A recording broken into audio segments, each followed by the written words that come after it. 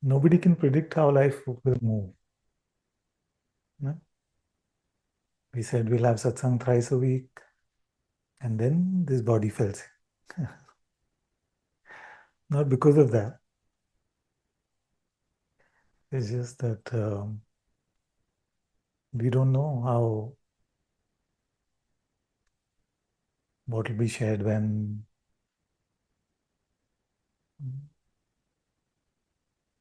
what will be heard when. We don't know.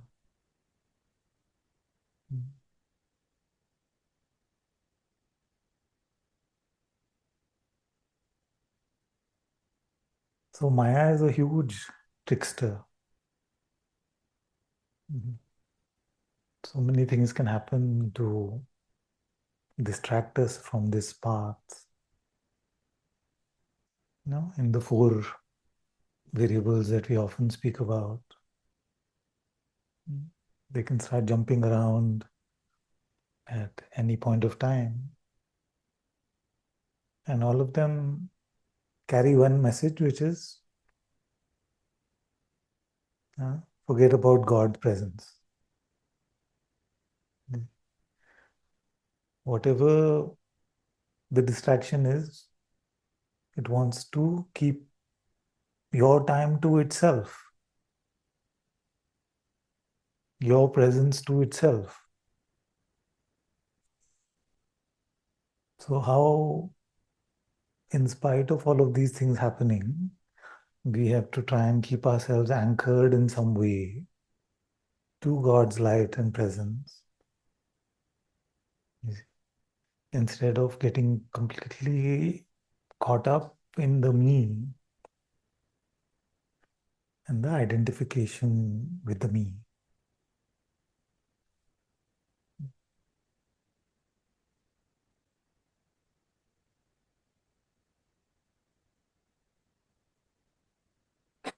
So the path of spirituality is meant to take us away from that identity into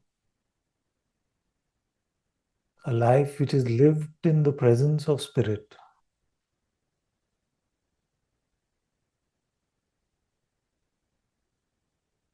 So just like this, we're sitting in satsang and the sirens can go off and it can take up all the attention, it can take up all our focus. So you're sitting in the presence of the truth at your house, and so many things can happen every day to pull you into the distraction.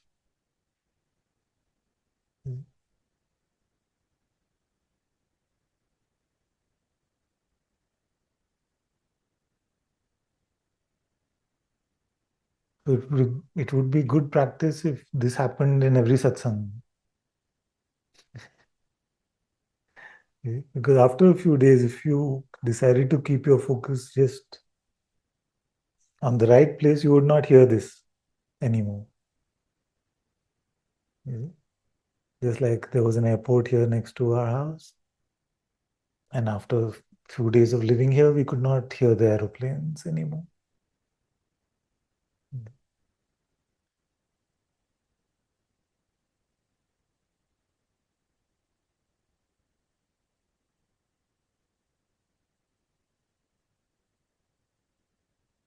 So taking God's name,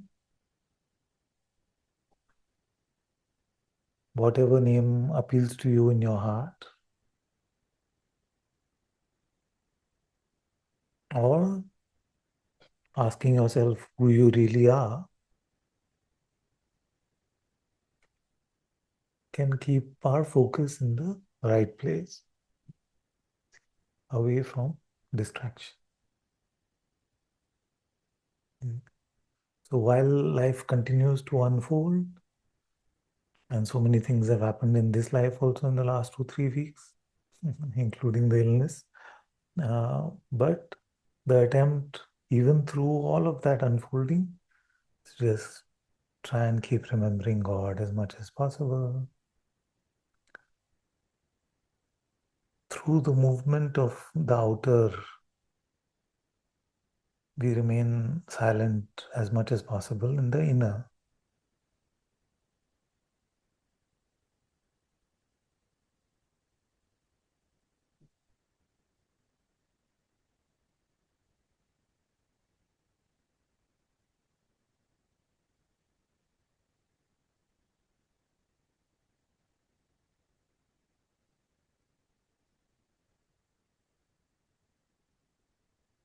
So fundamentally, it is a question of what we are filling ourselves up with.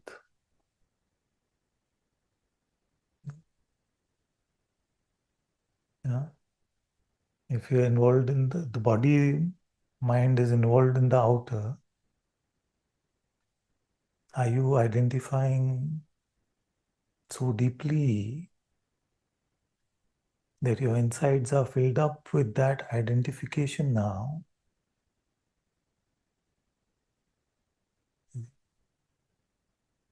Or can, through the tsunamis of life, we can keep our insides safe for God's presence?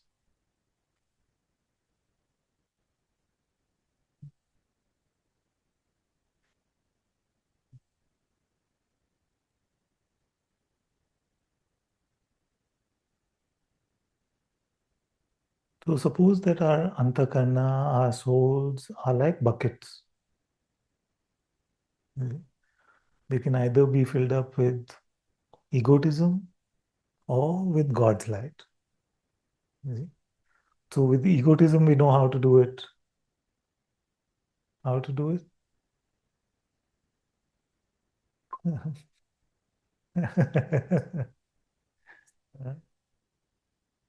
we know how to fill our insides up with egotism. So I asked how to do it because everybody was nodding. Thought I'll just check. Believing thoughts about the me. Exactly. So the me. Uh, what is the full process? Remember the ATM machine. Just with the arising of the thoughts, it is not egotism. Even in attention to thoughts, it is not egotism. Because if it was, then nobody would have said just remain as the observer of everything that comes. They would have said be in denial of everything that comes, hide away from everything that comes. So, in the appearance of thoughts and in the natural unsticky attention to them, we are not getting filled up with the false. So, how to make it sticky? Get the belief involved, the identity involved. Start grasping onto that.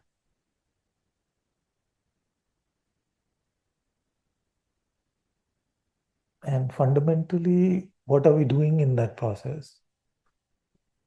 We are making conclusions that we can add on to our story, isn't it? And we fill ourselves up with the story of this me because there is no actual me in existence. So the story of the me is the substitute that we occupy ourselves with me. Not with the me, but with me.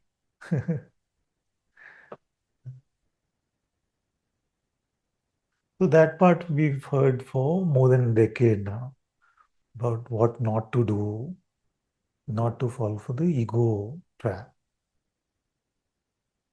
And we know that taking God's name, doing the inquiry, can short circuit this process of identification. You see, what happens? If you say Ram, you say Jesus, you say Allah, you say Vaheguru, what happens is that you make yourself, the intention is to remember the higher one and to make yourself the side character, if at all, in this story. So the feeling, the bhav behind the remembrance of God's name is that He is what my life is surrendered to. He is who my heart belongs to. He is the love of my life. My very existence is His. See? So in that, the narrative of the me that we wanted to add on to so much, is kept aside. If our bhav, if our sense behind this is true, it is me for God and not God for me. You see? Then the narrative making will stop and we'll find ourselves getting empty of this me. In the same way, when there's so much happening and the thoughts are getting us from all sides, and we say, I am so upset because the way he spoke to me, for example. No? So if you were to just, through a lot of prior practice, be in the habit of asking yourself who you are, who is the one that is so upset?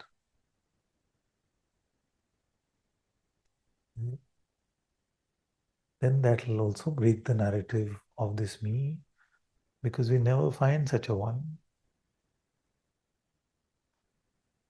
As much as if you would like to in that moment, because we would love to be right in that moment, then we ask ourselves, but who is here? Who is the one so upset?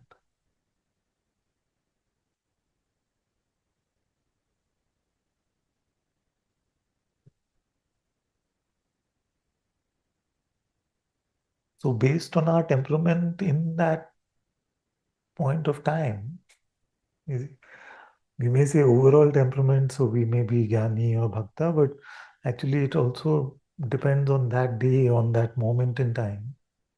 You see? So both these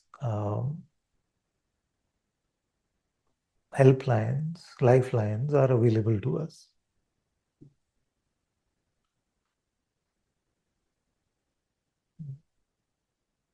So you break the false. Stream of attachment to the false is broken.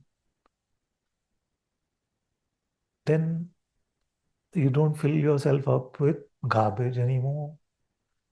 But how do you fill yourself up with God? That's the question, no? Uh, Following me so far? This is just I think every satsang we just discussed the fundamentals of what we are doing in satsang. What else can be discussed, really? So, how not to do the mistake, the error, that should be clear first. So, we didn't have satsang on Monday, so let's say Monday, Tuesday. Did you devote the days to the me inwardly? Not that satsang days have to be any different, but suppose we just saying, we ask, what do the days devoted to?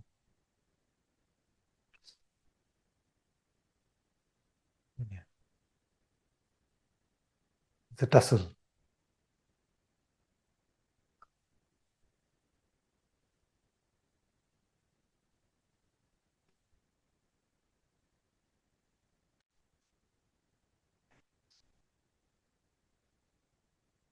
Yeah.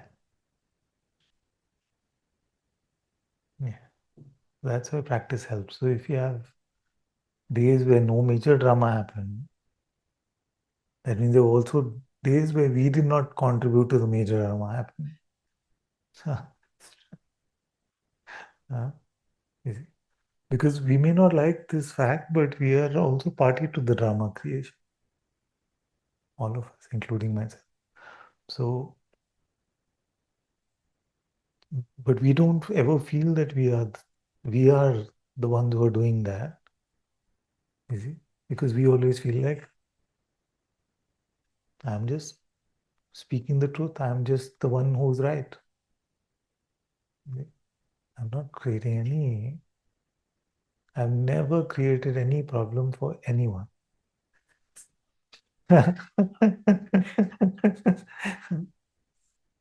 No, most of us live like that. I live like that.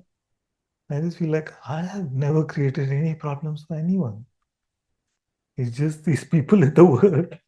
You see, they are like this. That is the ego's main thing. Nah, I'm right. I'm so right. If everyone would just follow my lead, you see, listen to my direction, then there would be no trouble about anything. Because wherever I ever created any trouble. So it's laughable when you look at it so starkly, but this is how all of us live. You see? That nobody really lives and says, okay, half the trouble in my life is created by me, at least half.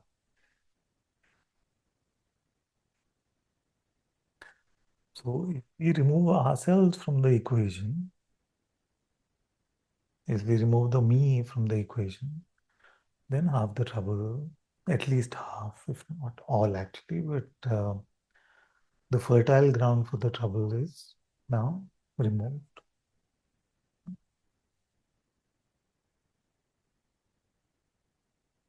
So suppose we've come to this place where the narrative of the me, the story of the me is not so important to us now. Self-concern is minimal. Self-righteousness is minimal. Desire is minimal, which is self-will is minimal. Okay. Then how about where are we in filling the bucket with regards to God?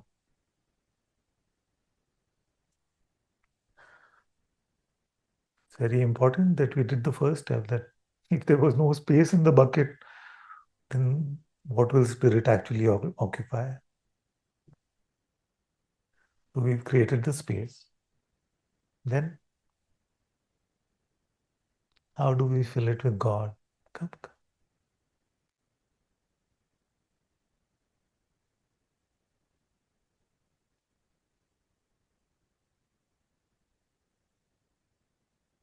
So there's God. Where is God? In the heart, let's say. Almost poetically speaking, but not far from reality. So in the heart is His presence. Now we had the bucket is empty. Now what are we to do? Huh? Wait. You see? And whatever helps us to wait. So inward facing, as the bucket is facing inwards, God's light is there. So you want to get a tan, you go into the sun. You see?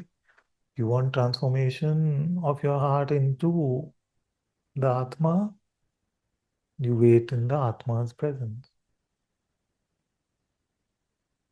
You see? Should be quite straightforward. But what's the problem?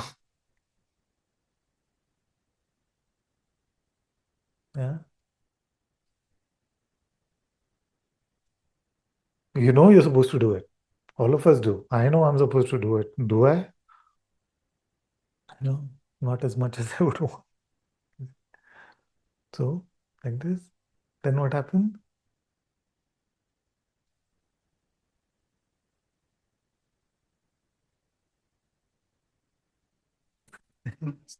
Isn't it? They are struggling, no? So, that is the whole Mahabharata actually. Mahabharata just you're just trying to do that. Okay. वहाँ से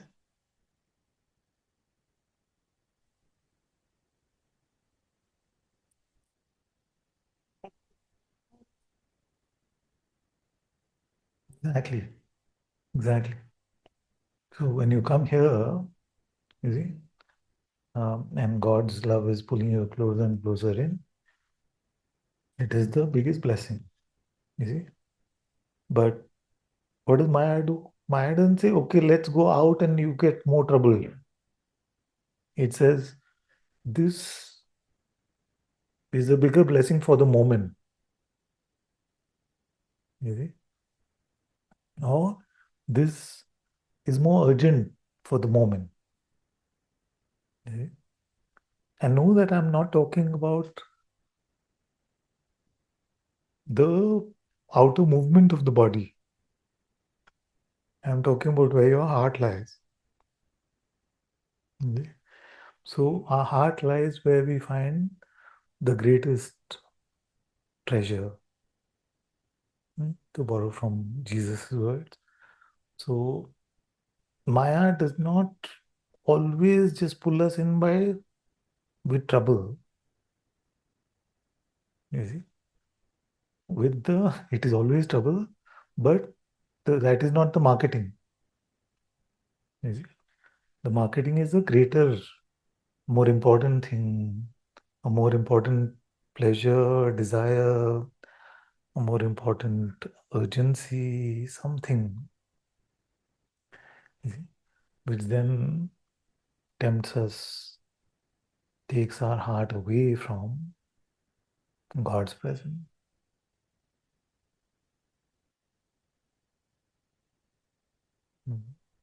So, if Maya was not there,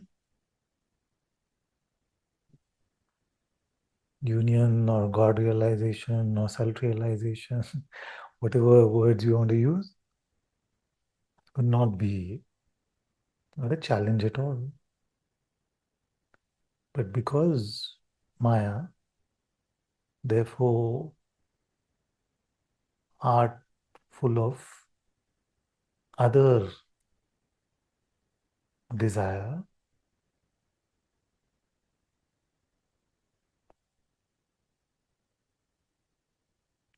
therefore, we are not able to stay waiting for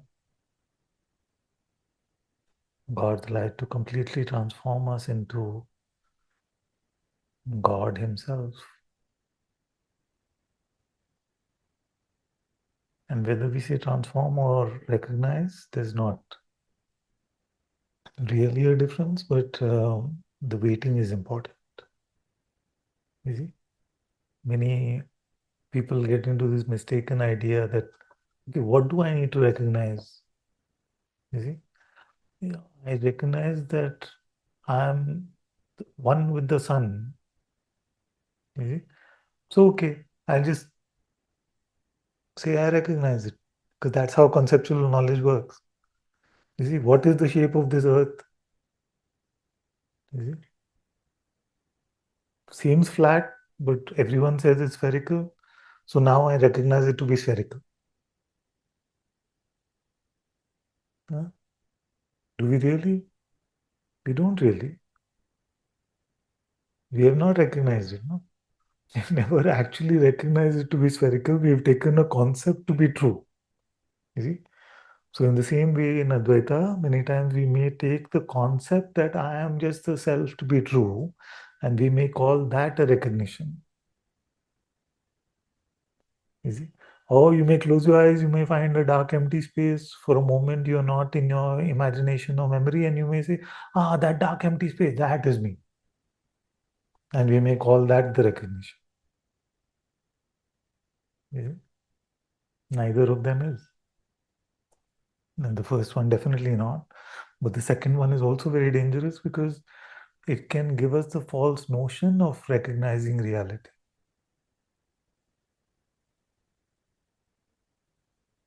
Yeah. I saw there's no me, there's just a dark, empty space over there. So that dark, empty space is as far as my attention could go, so I must be that. Because I've been told nothing has been born there, nothing ever died there, nothing ever happened there. It sounds like that. You see? But just know that the perception of that dark, empty space is as far as our attention can go, as deep as our attention can go, not the reality of us. Because the question still can be asked, what perceives or who is aware of that dark? Is that dark? And this question is very troublesome, because very irritating. Because we felt like bringing our attention away from thoughts, memory, imagination, sensation, all that itself is such a difficult job. We've done that and we escaped it for a few minutes. And I found myself in this sort of limbo state. Now he's telling me it's not even that. Irritating. Mm. Unfortunately, true. So then who is aware of even that? Now I know that you know the answer, and I wish that you didn't. You see? Because your knowing the answer here gets in the way of your knowing the answer here. That's why all these answers used to be kept in secret in the earlier days. They were not shared in the open till the teacher found that the student, the disciple is really open, really empty. You see? Anyway, now we know the answer. But you have to be sincere in your inquiry, knowing that your conceptual understanding of the answer is of no value. In fact, maybe detrimental. You see? So how many, after hearing this, how many are still on the Jnana path? Yeah, should be. Should be. You see, because if that is what you're drawn to, you must not give it up after hearing that we were confused by something. And in fact, it should inspire you more to dig even deeper. You see, no Zen koan was ever solved by being solved. Are you getting the point? Doesn't mean that it wasn't solved. Got it? Huh? Solved. Huh? It is not solved by being solved. You see? It is solved by a superhuman mechanism, by a mystical mechanism.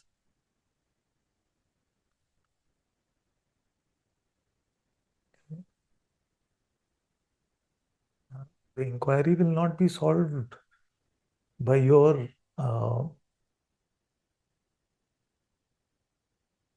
intellectual grasping at the question of who you are. It will be solved in a mystical mechanism, which is beyond the mind intellect. And mystical doesn't mean some woo voodoo magic stuff. Okay? Mystical only means that God is the source of truth. God is the source of true knowledge. And that mechanism of knowledge, which we call intuitive insight, is actually godly in nature.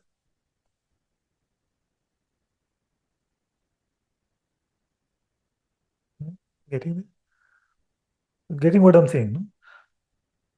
So I'm saying, you may say, who am I? Now I know I'm not this body. I know I'm not my senses. I know I'm not my imagination. I know I'm not my feeling. I know I'm not my, ultimately, even my presence. I am aware even of presence and absence.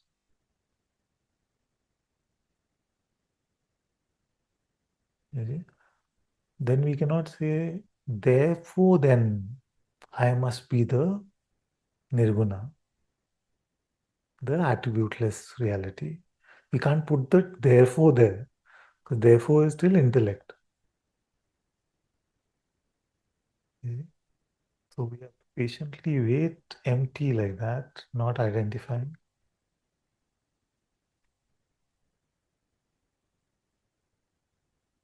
for something godly to unfold. That is called what? Grace. So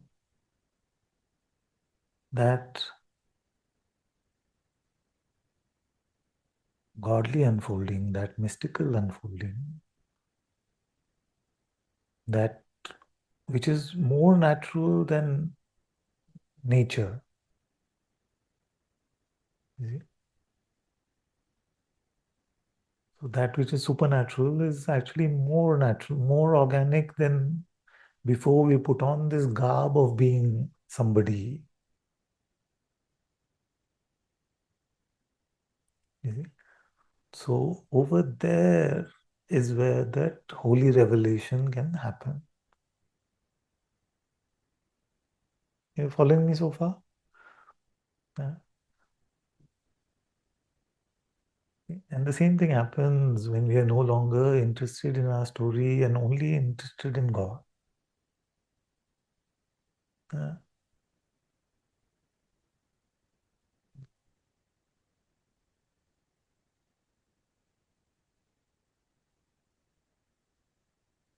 So in His love we wait, you see, or in our love for the truth we wait.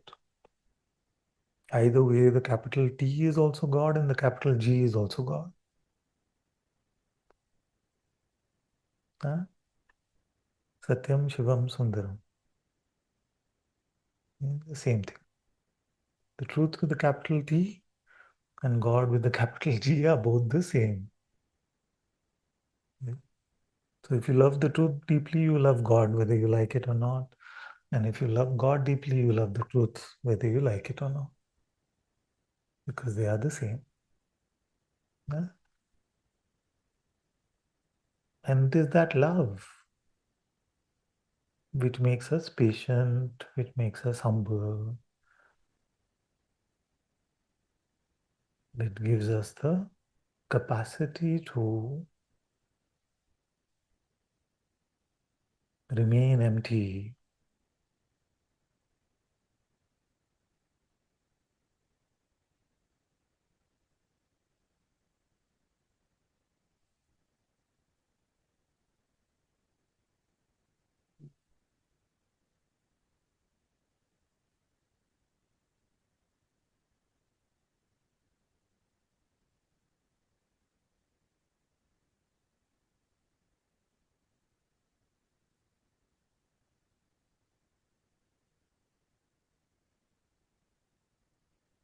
Isn't there one more step we can take beyond waiting patiently, lovingly, and empty for God? Hmm? Uh, uh, There is no more step we can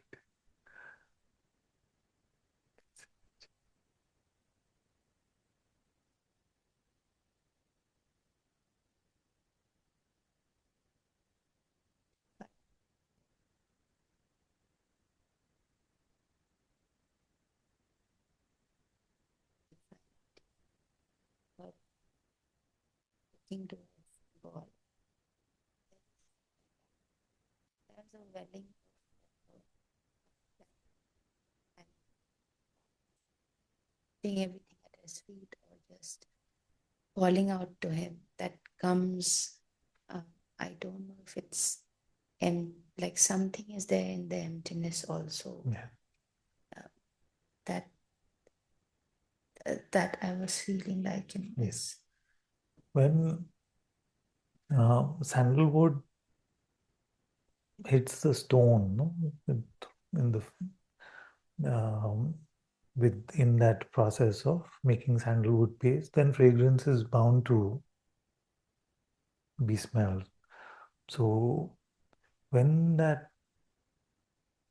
love, which is beyond feeling, is shared between the Antakarna and the Atma, between the soul and spirit,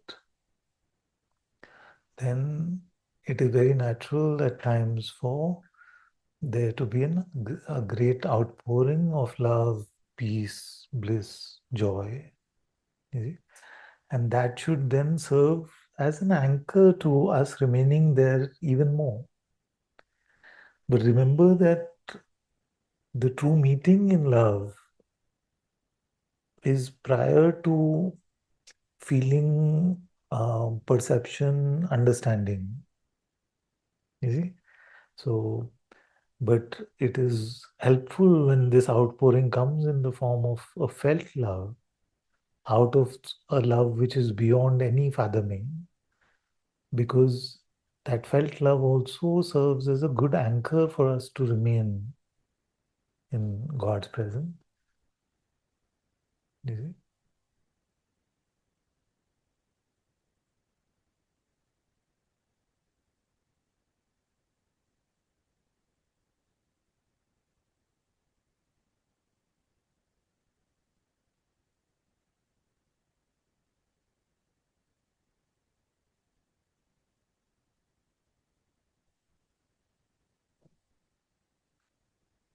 So that is when prayer, because this is what prayer is. Prayer is not just the petition part, contemplative prayer or self-inquiry or nididhyasana is this, coming to this. Remember to remain in this prayer even if the outpouring doesn't come. You see? Or it seems like the more you're going in, the more reactive the mind is becoming. You see? Either things can happen or nothing may happen. Like you may just feel it is so dry. But always remember that what is happening in that sacred chamber is secret from the mechanisms of the world's understanding. And the world, in this case, is our ability through perception and thinking to fathom. Huh? They seem like quite a waste at some level. It seems like, what is the point if this transformation is happening in my heart and I can't even see it? You see? But if you could see it, then it would become another object of Maya, and then you would need no faith. Because the world's motto is seeing is believing. Here, if your heart tells you it is believing. Exactly.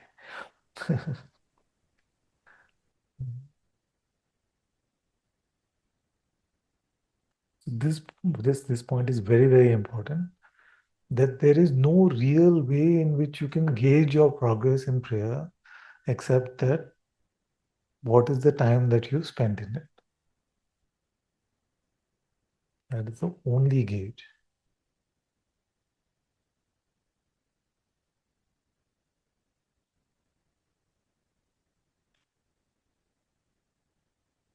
Exactly.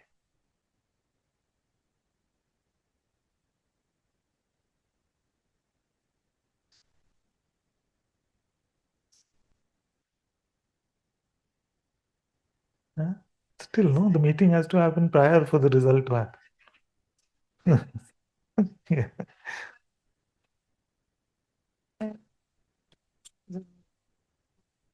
Yeah. But what I'm saying is that don't rely on that outpouring to say that it was meaningful. Is it? Enjoy the outpouring as the prasad from the darshan. But if there is one day in the temple there is no prasad, doesn't mean that there no darshan happened.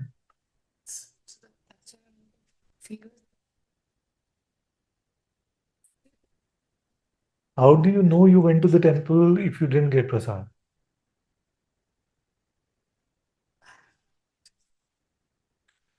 So suppose that your mind is your family.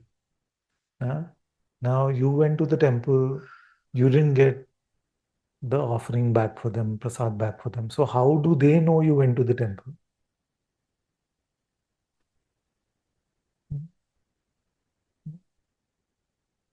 Yeah. Suppose you come back same only, worse also. No,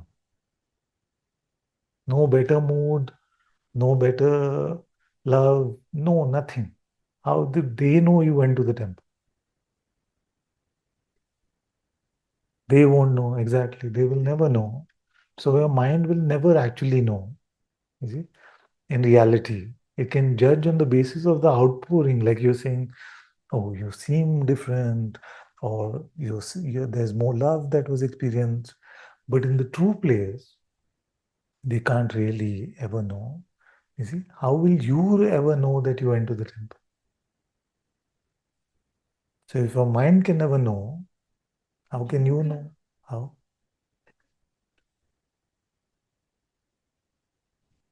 You turned inward. And then what happened?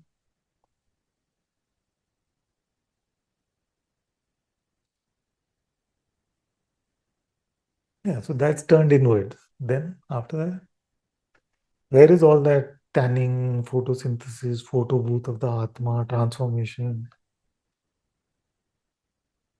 How will you know? We discussed the mind, which is your family now, right? Now you have started to question yourself. Did I actually go to the temple? So how will you then to confirm that you went? Because your family asked you, did you really go? And tell us how, where is the prasad? Where is the loving feeling? You're looking the same also. In fact, you're looking more tired than before. Slowly, slowly. So let's go slowly. So now the mind doesn't know. Your family. So the mind is. We are using the analogy of the family. So the family is questioning you. You were away for 2 hours. Where did you go? Okay. Now we said the mind doesn't know. Now I'm asking how you know. Are you able to follow? Everybody's like, what is he on about? Huh? This is a critical part in prayer. Huh?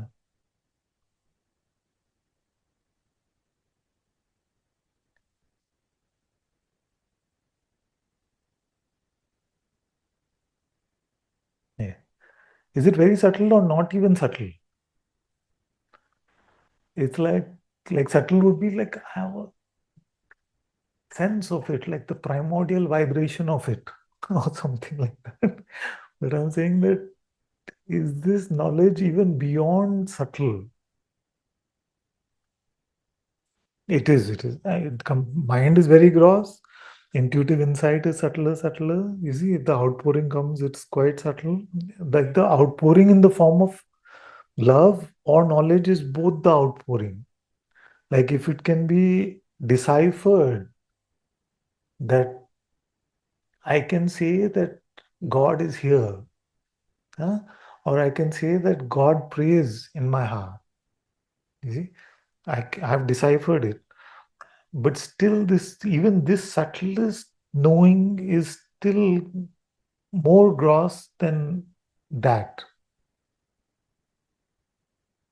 You see? So I know I was in God's presence, even in the intuitive way that I'm able to translate into words that I, God presence, know, all of these words, you see, which may be subtler than I know I went to, like that. Still very subtle, but still more gross than the purity of a heart knowing, which is ineffable. Yeah, you take the mic. It's important for everyone.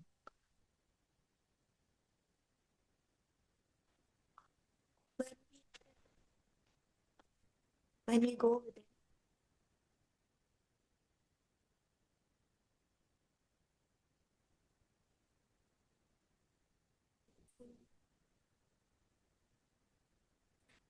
What is left out? left out. Correct. Food, But specifically, the mind, mind is left out, sensory perception is left out, imagination, memory, even a felt love, even all feelings are out. Then how do we know that something is pulled in? because it's you can't not know our operating system the way we are living.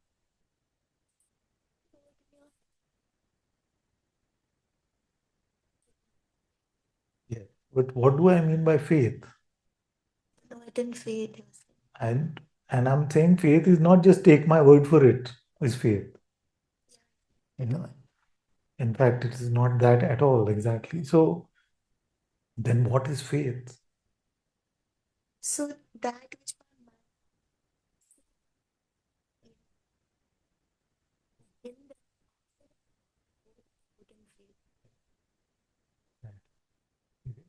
So what is the source of knowledge of faith? Isn't it just sound like just made up hocus pocus? That's true heart knowledge.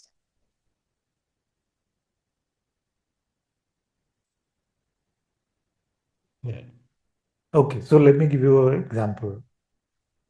One brother says, I had beautiful prayer today. It was full of love.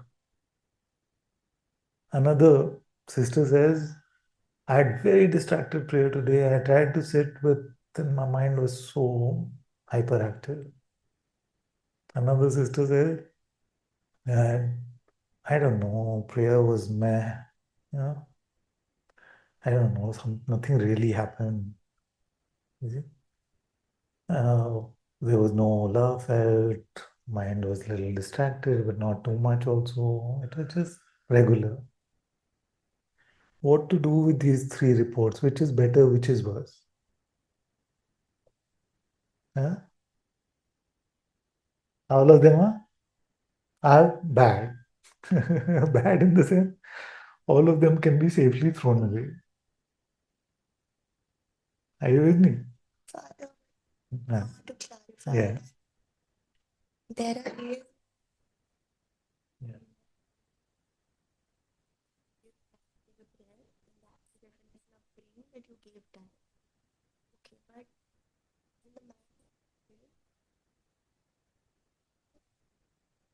experiencing what we were talking about before this, right?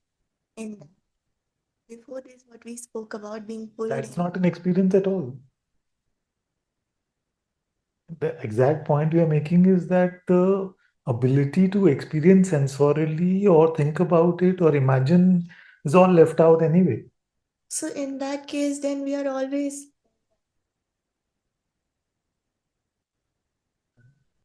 Yeah. What is the question? In that case, what is the difference between praying and not praying? Yeah. The difference is that have we handed over our will? Have we taken out that time just for God? Have we offered up ourselves with the intention of our heart belonging to God? Or put all questions of truth there to the same. Huh? Okay, so Ram, and the feeling behind the Ram is that I belong to you. You own me. There is no me except for you.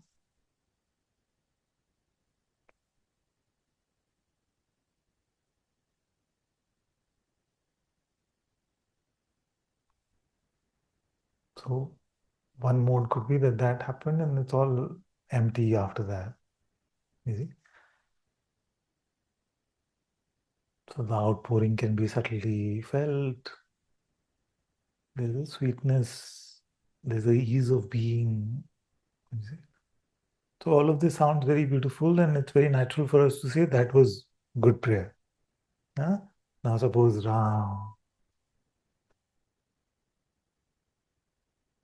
and the mind is just everywhere. No real feeling is being felt. Father behind that. If I'm still experiencing, Depends because all these words start to lose meaning. Like there's a piece which is a felt piece. no, I'm not talking about. Exactly. I'm talking about the presence. Let's say Presence, or whether we call it presence or silence or stillness. You see, it's very difficult now to put these things into words. but it's got a distinct flavor. Flavor, not flavor. Like what's the flavor? Is it sweet or salty?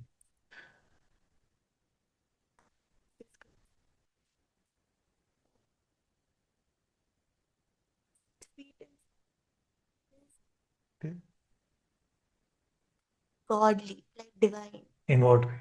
Like godly to me sound like such a beautiful taste. I don't know if I'm saying the right thing. I'll just say it because Yes. how I see it. Because yesterday my mind was very active. Not very active. It was like that last date. It was on some trip. But behind that, I was one in a very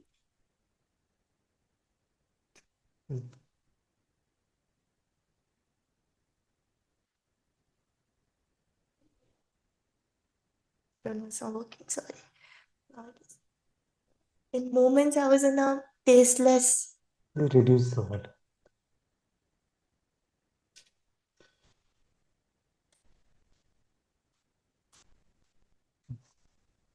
Father, there is some taste, no, to coming there. This is what I'm asking. Like there is no there is a divinity, there is a felt. Now I don't know what it is. Suppose that no felt was there. Well, that's what, like yesterday was a good experiment for me the whole day. Okay. There was no felt, but yet it was, you know. What is that? That but yet is faith. Are you making it up? It's not at all. Your mind can completely attack it constantly saying you're making it up. And it did the whole day. See, it will do that because there's like the family saying, how do you know you went to, how do we know you went to the temple? But it's too like it's too apparent. Both Yes, of but not in any traditional way. no. You see? So if 2 years back, if somebody had told you this is what apparency is, you would have said, I wouldn't get it at all. I feel. how is that apparent? Exactly. So now we are realizing a different mode of knowledge, which is what I've been trying to explain for many years, that when we leave our perception and thinking behind, we are not lost, but we are found. But in what way are we found, we can't express. Yeah, it's very hard. And Father, one asked fully without flavor, no volition there at all, fully out of all moves and gone like that. And it's very like I wouldn't mind living there forever, you know. But there are times like when there is a kind of a brightness to it, you know, like a shiningness to it. I don't know if I can. So that is what I always experience in the background of The shiningness is in the foreground of the emptiness, this witnessing. even the shining, which is barely perceivable and yet apparent, is in the foreground of that which is completely unperceivable and fully apparent in the right mode of knowledge. Right. And so the more we live in the right mode, the more that gets apparent. Yeah. That's how I'm hearing. And that is how faith grows. Deepens. Yeah. Wow. And the faith grows so much that it pulls the rest of us ourselves in. You see? And so, Father, the way in this would be that we turn inward, and then when we are met with that effulgence or the shining presence, then either to stay there or to inquire deeper, like what is the, like, how would you suggest? To stay there. Because the purpose of the inquiry was to get you there. There. To that where the outpouring of the more subtle vibration may be noticed, but there where even the source of that is known but never understood. Yeah, the foreverness of it, like that's how I meet it. That it's like All of effortlessly. it, the eternal nature of it, all the scriptural pointers which are true. Okay. Right. um, about stay there. I has to feel like I'm really not good at staying there, and then something But brings. same, no, Yeah, that Maya distraction. Maya distraction or some like that moment. It's like a death, right? It's like you're not there. Yes. So this you when your thought comes, it's like coming back to life. That me comes and the me says, "Stay there, stay Stay there, dead. stay there." Okay. Something like this. I feel like that whole thought of stay there Yeah. is Will in also itself distract. taking me Exactly. very away from. Exactly. Exactly. So that's why, as a pointer, it has to be followed but not like understood. Very strange it is. It's That's why so. I said that those who are being empty are not being empty.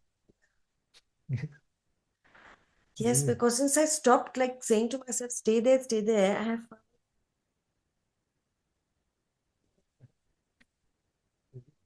So, yeah, but the minute you make an affirmation of the opposite, then that stops being true as well.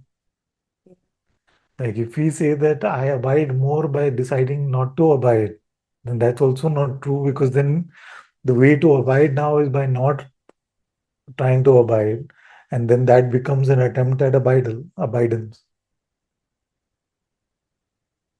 Yes or no? Against you, We say that I'm gonna just, it helps my abidance if I try not to abide. So then that it whole thing Yeah. becomes a trying to abide. No? So there's no escaping it as long as we give value to truth value to any construct. Yes.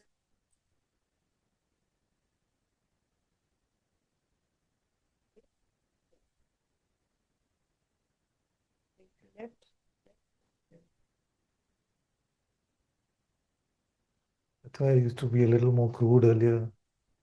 I say you don't make a temple to Harpic. So because Harpic is to do the cleanup job. Now once you've done the cleanup job, then it has to be kept aside. So the words to get us there are just words that do the cleanup job. They are not true. They're not true in the sense they're not capital T true. Very practical advice. यहाँ पे तो हो ही नहीं सकता ना. The space that we are talking about. That's question. I just, you know, doing it when we sit. And how does one decide that? And do you do that? Sometimes I feel like it's actually then finally disturbs me. And if I don't put it, I sometimes don't sit till the timer comes. So, what is the right way? No, I just say, okay, now life has made space for 1 hour, or life has made space for 2 hours.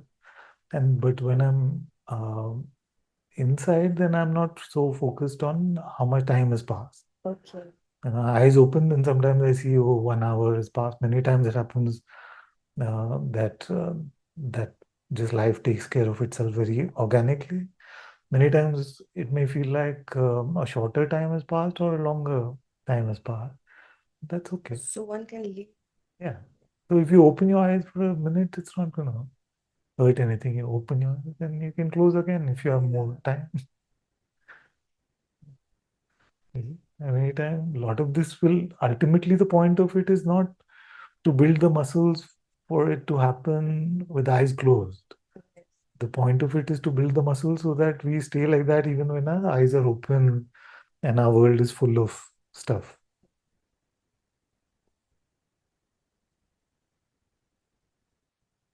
But we shouldn't rush into that. As I said it, I got a caution from my heart. Because then our pride is this way, that we immediately say, oh, father said the point is with the eyes open. So then I'm just, no, we have to do that practice till we come to the point of this kind of mastery in a way. I'm scared to use that word.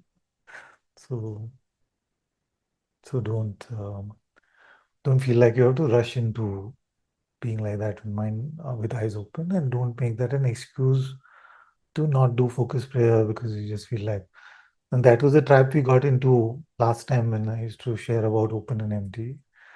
So then I had to, by God's grace, we all took a big deepening project.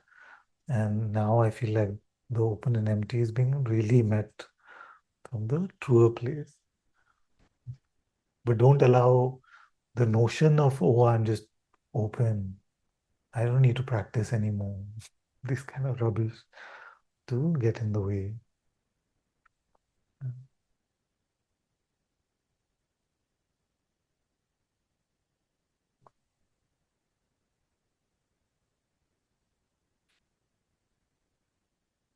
Father,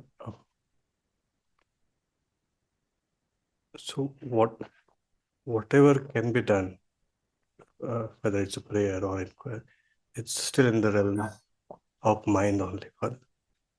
The realm of mind. It's actually a collection of all our faculties. So prayer is actually a collection. Even inquiry actually is it may seem like a mind intellect exercise, but it's basically a gathering of all our faculties and making them as an offering to the truth or God.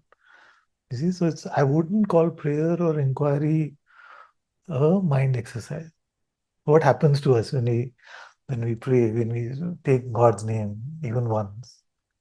Is it just Ram? Is it just at the very gross surface level where it could be like the first invocation of the Lord's name may be just mental. You see? But after a point, what happens? You start to see that your intellect, your feelings, your imagination, memory, everything starts resolving into one, actually dissolving into your heart.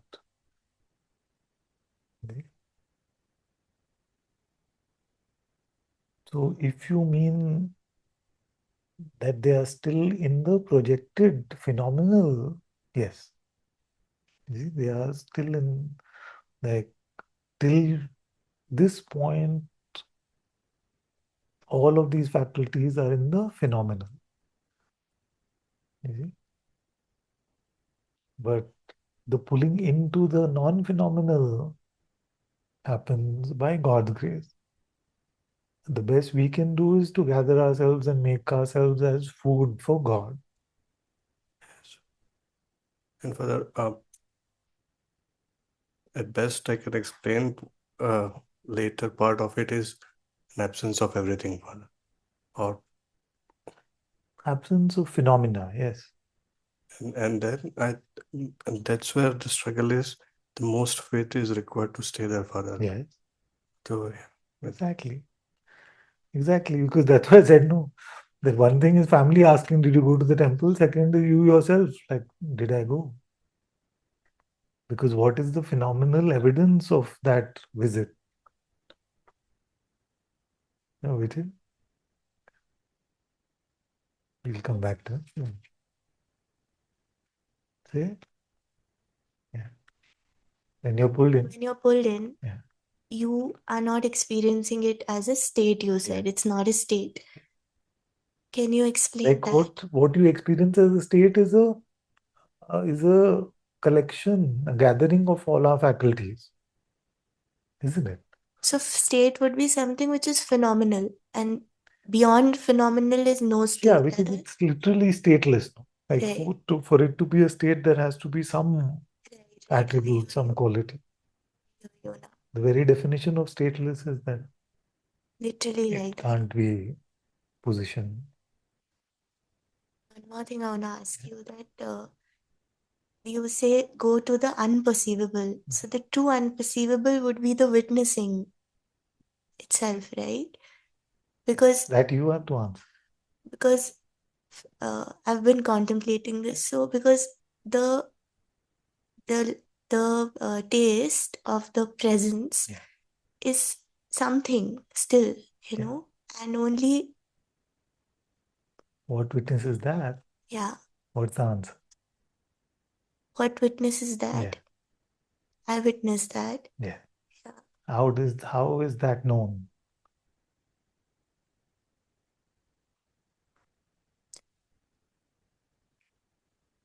How do you know that it is I which witnesses this?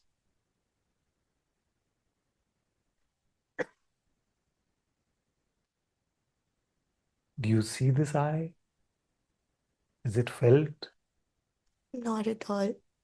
It has literally no quality How is that known? because it's prior to everything. It's not even Because it's prior, it is known? no, it's so hard to say. Yeah.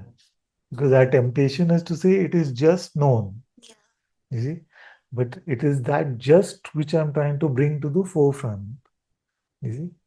And it is that which we take to be concrete, which is the senses and the thinking, which I'm trying to bring into the background.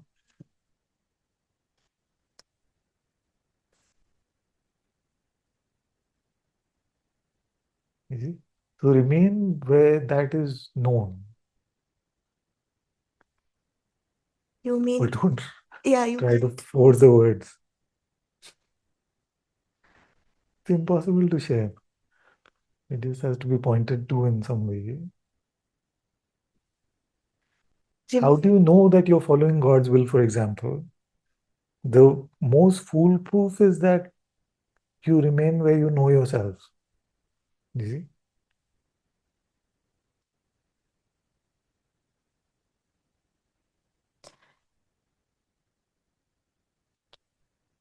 I'm gonna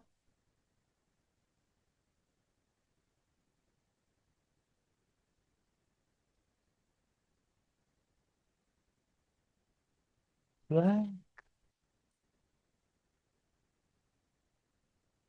The blank I've experienced in my attention.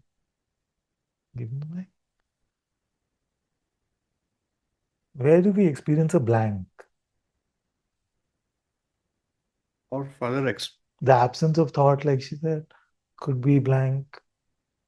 The absence of perception we call blank, but uh, the absence of perception, where even the perception of dark and empty is not there, would we call that a blank? Theoretically, yes. Who is following this question? Is this room went dark, lights went dark, lights went off? You say, I'm not perceiving anything. But is that true? No, you're still perceiving darkness. You see? So now that we may call a blank, that I'm not perceiving anything but darkness. But who is aware, because perceiving stops there, who is aware of that which is beyond even this absence of perception? Is that a blank? Uh-huh. Yeah. It's obvious in the right mode. It's completely, we are oblivious in the wrong mode. Yeah. Yeah. Yeah. Yeah. So now what we have to be really careful is that we have to prevent making like a conceptual framework about it. Because soon, in a day or two, the conceptual framework will start posing as if it is that. You see, just like we do with worldly knowledge, oh, what is the shape of the world? It's spherical. You see, we don't need to check anything anymore. We know it. So many times it happens for those who are coming to insight that the mind will say, I know this. You see? So just for a few years, fresh.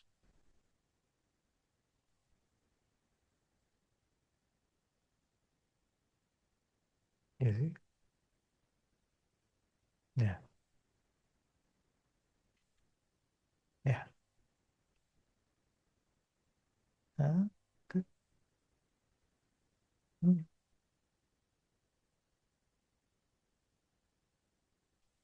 That's good.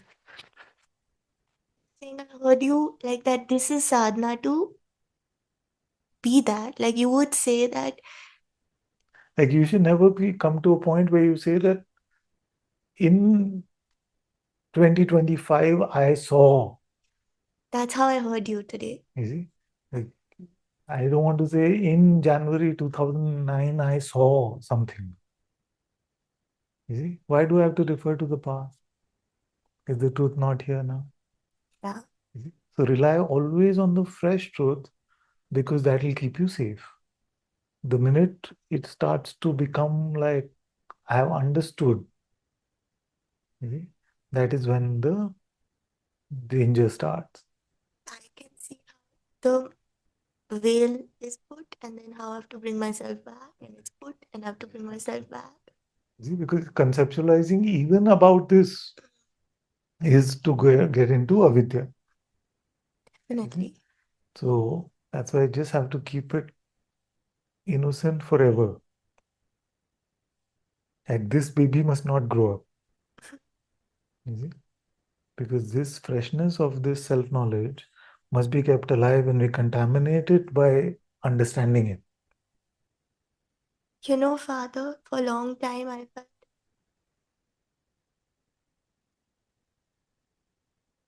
it instantly lives in it. It's accessible and we've all somewhere glimpsed it in our own ways. And we can. And I feel like we can. But because it's like us, it's so, I mean, it's not, I don't know how to say it, never mind. But the fact that I hear you today that about the sage living in it, like again and again coming, like Puna, puna. that's this sadhana. That's how I heard that this is sadhana. Exactly. No? So our practice is never over. It is only over when sleep stays or when Maya goes away one day.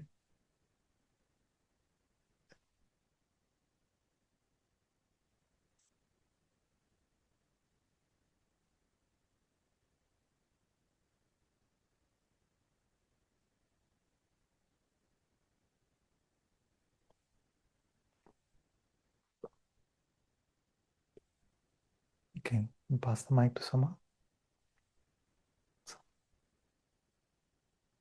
Put it on. It's not on.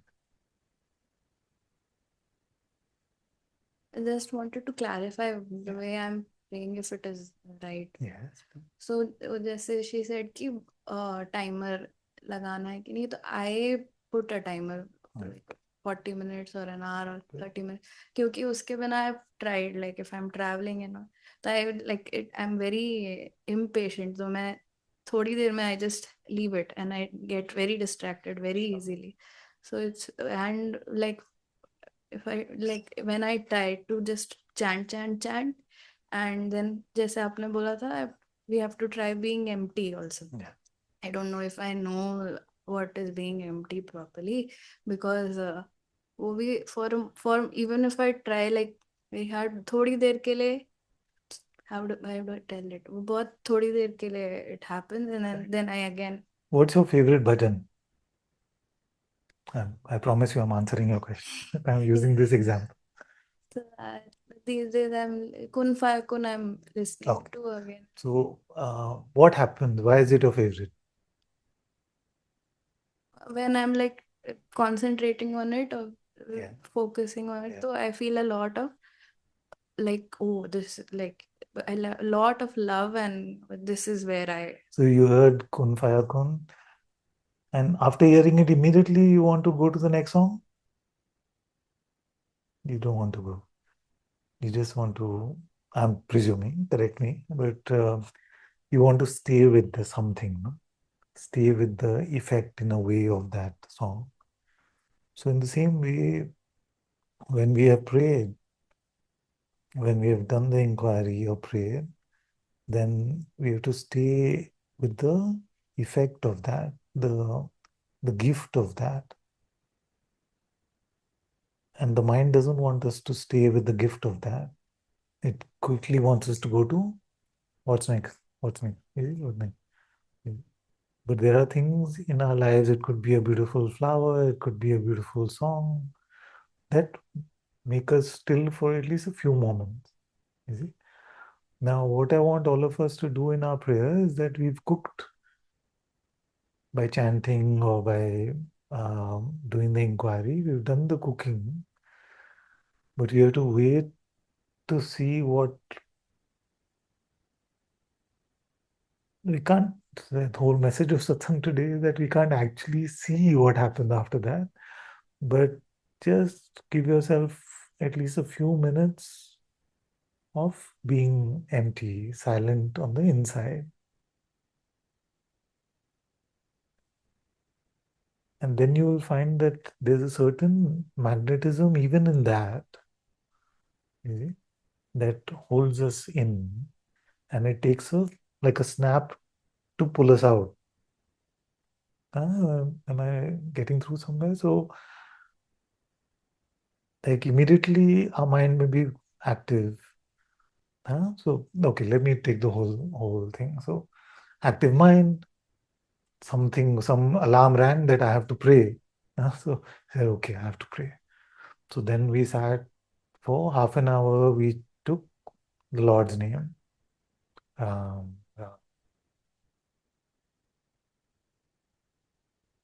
If a mala helps, use the mala. If you do it without it, it's fine too. You see? Now you alarm rang or timer rang and you saw half an hour got done and you were taking God's name. You see? I'm saying that don't get up immediately after that. You see? Try to remain just inwardly silent. No forcing, no pushing, no trying to get into any state, nothing. Just like you're offering yourself fully to God now. You invoked His presence. You give Him a chance to respond. You see, so far you've called Him. You see, called Him. Now you have to sit and see whether He came also. You see? So as long as we can sit without troubling ourselves too much, then we sit. That sitting is very helpful, and that sitting is most bothersome to the mind. The mind would much rather us do some active form of practice, which is not bad, but the active has to bring us to the surrendered state. You see? Like after a point, we just surrender.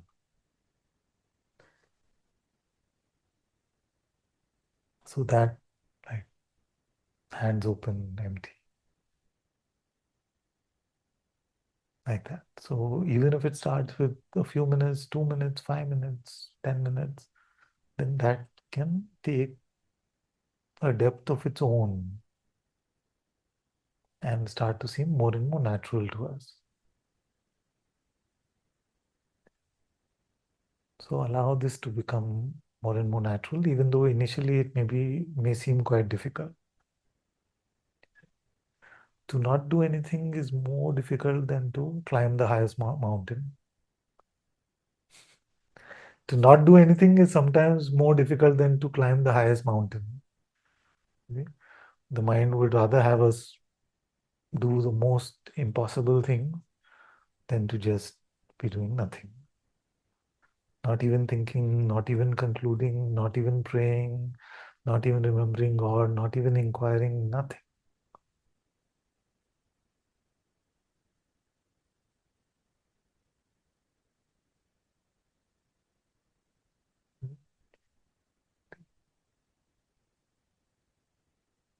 Arey वाह.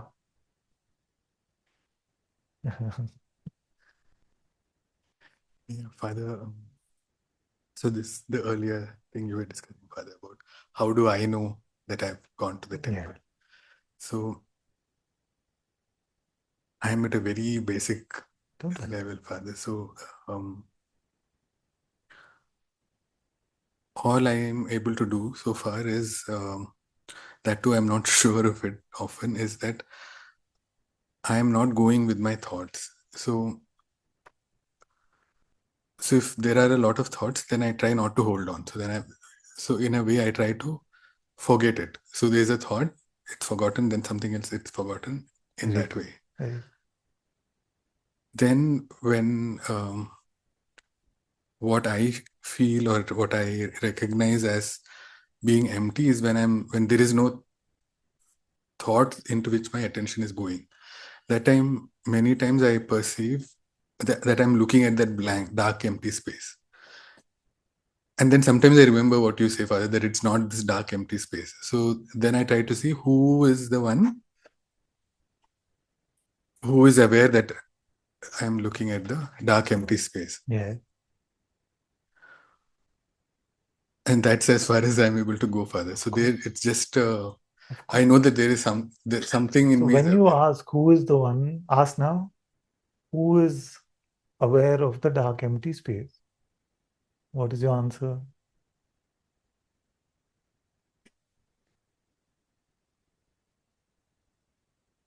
I am aware, Father. How do you know that? Are you seeing this eye? No, Father. Are you just speculating that it must be I? No, Father. Can't hear clearly.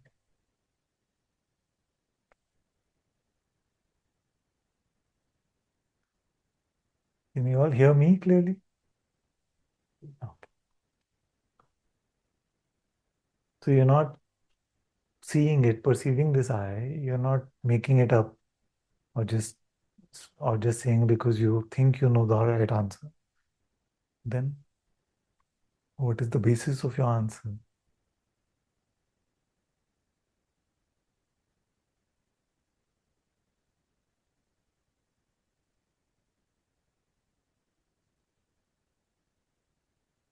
I don't know, Father.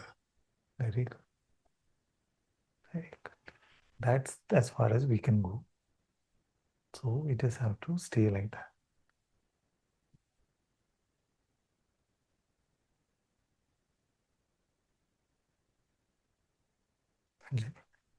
So really the question is, what do we know when we know nothing? Ah. Hmm.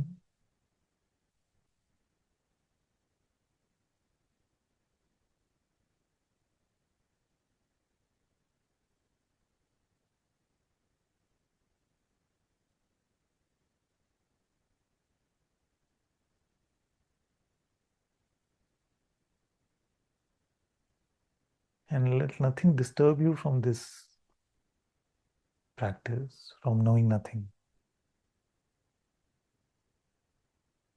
If knowing nothing as a concept gets in the way, throw it away. If know something as a concept gets in the way, throw it away. If throw it away gets in the way, throw it away. There's no...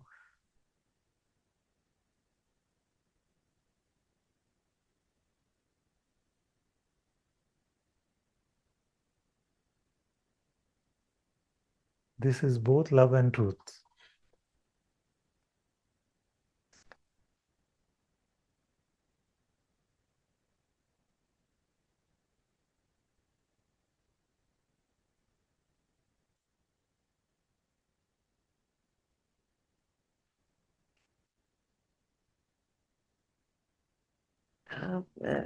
Father, you said something, I just sort of missed it a bit.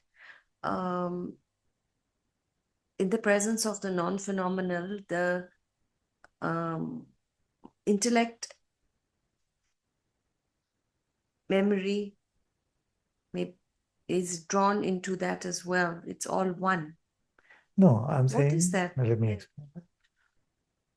So that which seems to be so scattered, just helter-skelter, first that gets recollected.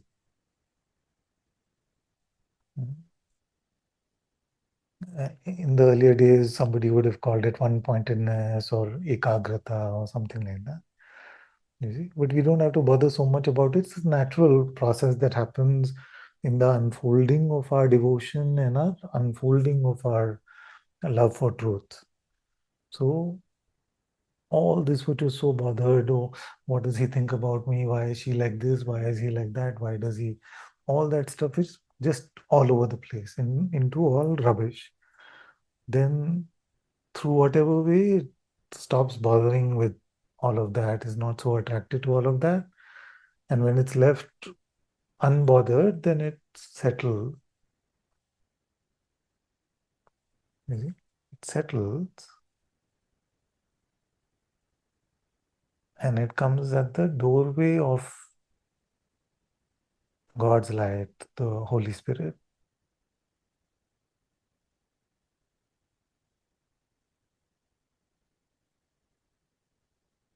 And our sensory perception, our memory, our intellect, at this point will be able to hold on to the outpouring that may come from that. That's why I'm calling it the prasad, or the offering after the darshan. But the actual darshan itself, the actual insight itself, the holy revelation itself cannot happen to any of these mechanisms of our soul, of our existence. They happen at that level which doesn't have words to express. We may call it intuition, but it's not, it's a stretch. So at some level which is beyond human, we get a revelation into his reality, which is our reality.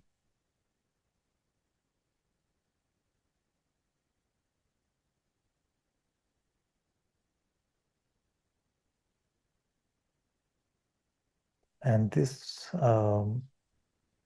revelation happens only by his grace, because besides gathering ourselves up and standing at the door, there's really nothing we can do to force our way in. See? It's completely another matter that once one finds their way in, those ones will always say that, hey, we were already in. So as inspiration, that is good, but it can also be very frustrating, because when others hear that, they're like, I'm not already in, I'm still looking for the truth. And the same ones tomorrow, when they, by God's grace, find the way in, will also say, I was already in. Now, it is very dangerous to start saying, I'm already in, just by a conceptual knowing of it. Because otherwise, there's no point to spirituality at all. Everybody starts saying, I am the self, I am one. You see? Then there's really, it's a mockery of true spirituality. So, sorry if I started in a meditative way and went to a rant, but it's very easy to get trapped in these kind of things. So that humble, patient, faithful, grateful waiting is when we receive insight, we receive love, we get transformed. All of these aspects which are even waiting outside the door doesn't mean that they're being punished. They are being blessed and they are being transformed just in the holy light. But the light inside the door is too strong for them to take. They would not survive. So they have to wait outside.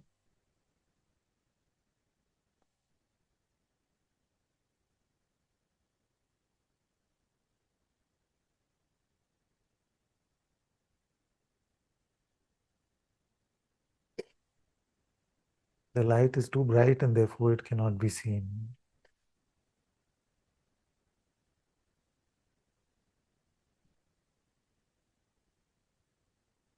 That's why it's a dazzling darkness. As opposed to a worldly darkness which is not dazzling.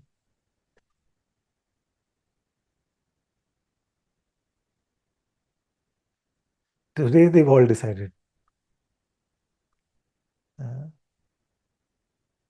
Especially my father said, no, none of you asked me. I don't have a good report. My mind is bullying me a lot. Some parts I'm able to hear and some not at all able to hear it. To let it all. There is nobody, maybe myself also, who has heard the entirety of Satsang today. Firstly, I'll tell you that. It's not possible to carry attention span for so long.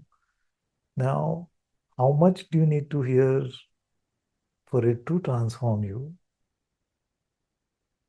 Maybe just a few minutes. So don't get bullied by the mind further by saying, now I didn't get to hear the whole Satsang. No? That be grateful that God's grace allowed you to hear even a little bit in Satsang. You see? Then with that gratitude, then everything which is auspicious will grow. With the fear or self-concern, then everything starts to diminish. So was it good, the part that you were able to hear? नहीं तो बोल नहीं सकती बेचारी. So if you apply even that, just whatever little, you see, even 5 minutes if you hear in satsang, but you apply it, then it is more than. I heard the first part, Okay. beginning of the satsang, where you mentioned the mind goes here, and it takes. It took that as a cue. हाँ मैं ऐसे ही करता चलो.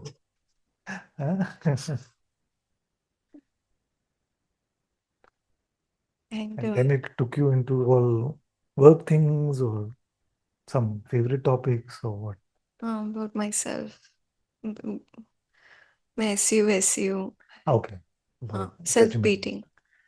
And but you mentioned that it does everything but to keep you in God's presence.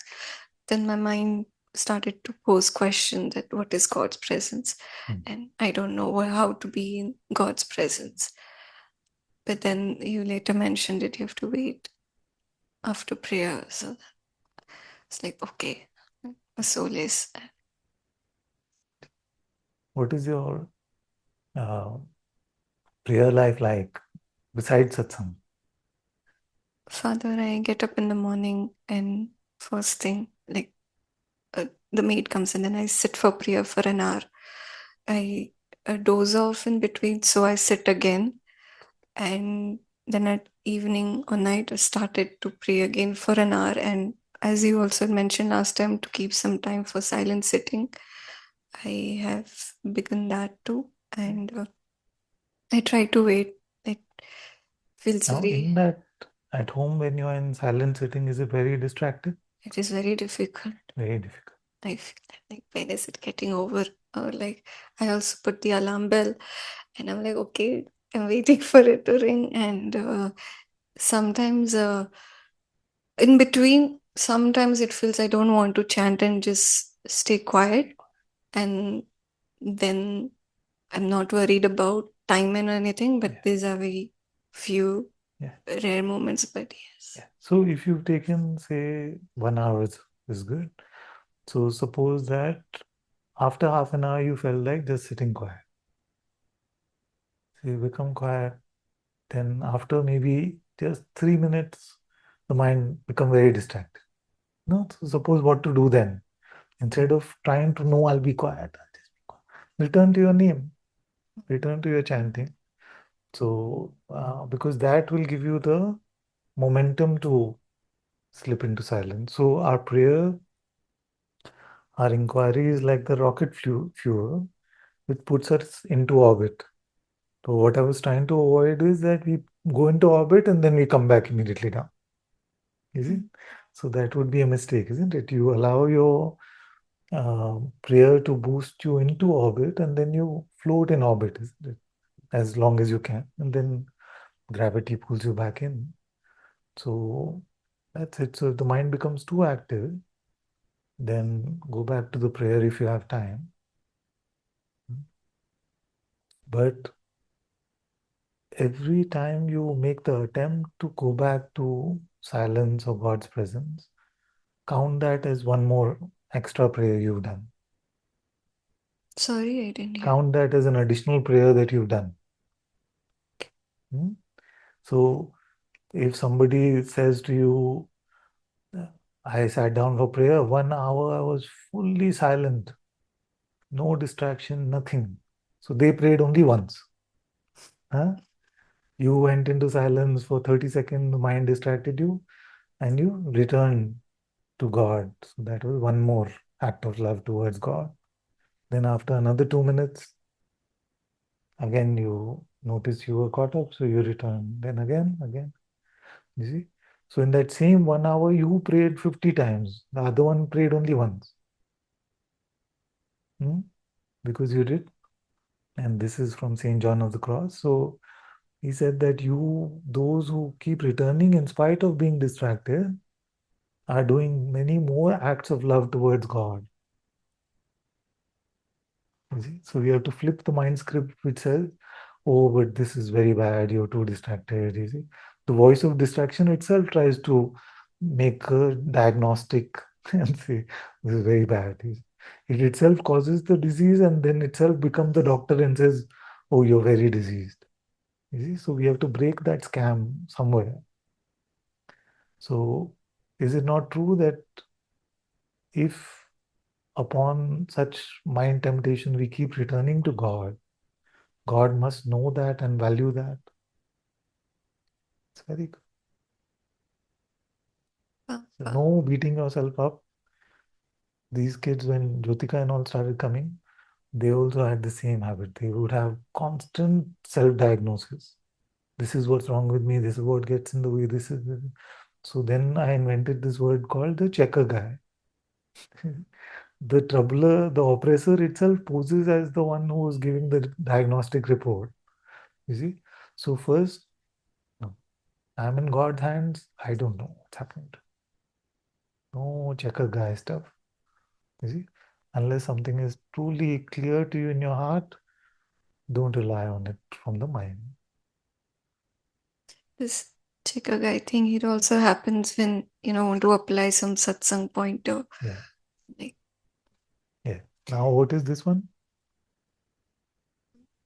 Who's saying that it also happens when? Who is that one? I'm just introducing you. Don't get stressed.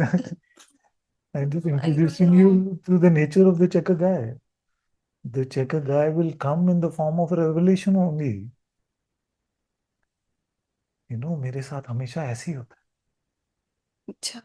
Whose voice is that? Sound like the best friend, no? You see, that is the checker guy. Okay. You'll take some time to get used to this because I can tell just in our conversation, like the effect on your face, that you've taken that one to be a good friend for too long. And there is a sort of fear कि पर उसके बिना फिर क्या करूँगे? You'll see, you'll be much happier without it. Not that it's a short-term project, it's a lifelong project. All of us have it to some extent, but the severity of it will keep reducing. But you have to stay away from its own reports about itself.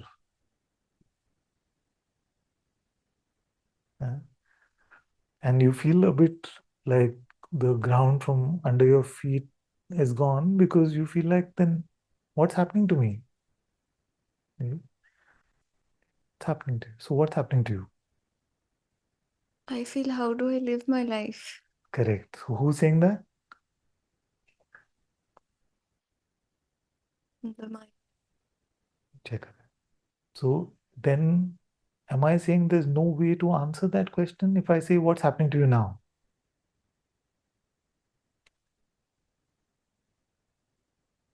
Yeah? I don't know. I don't know is a very important step. I looks at Abdul then. What's up? You can report from the checker guy. बोलो, क्या हो? Don't know how to be, Father. But I want to give you some reassurance that in our not knowing how to be is a very important leap from knowing how to be in the false way.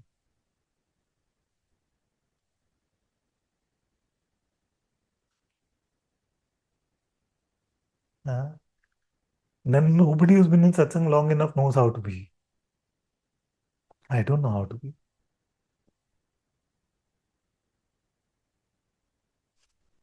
I feel I just want a simple hack or something to know how to do. No, the thing is that we want complication. What I'm saying is be simple. कुछ करना नहीं है, कुछ सोचना नहीं है, कुछ कहीं जाना नहीं है. Can there be anything simpler than not having to do anything at all? Can't be. But because our habit is to solve something, our habit is to work on something, is to progress. We probably did very well in school, and all these kind of things. You see, so we're used to leading, winning, getting in a particular way. In satsang, all of those are ulta, are the other way around. So all our conditioning has to be kept aside. Can I share something? Please do. When I was in 10th standard, I had begun to take a lot of intense pressure, a lot of stress, and this is how I'd seen the way the mind bullies that time in a way that it used to repeat that, oh, I have to do history, geography, maths, science, I have to score more than 95. And I couldn't, and even the same, but to like analyze constantly. Okay.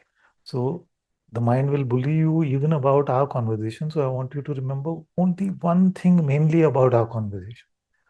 I am asking you to just relax. I'm not asking you. First, you relax. There is no pressure. You don't have to win.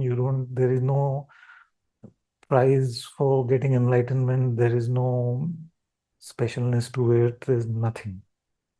See? What is the prerequisite is first that you are relaxed.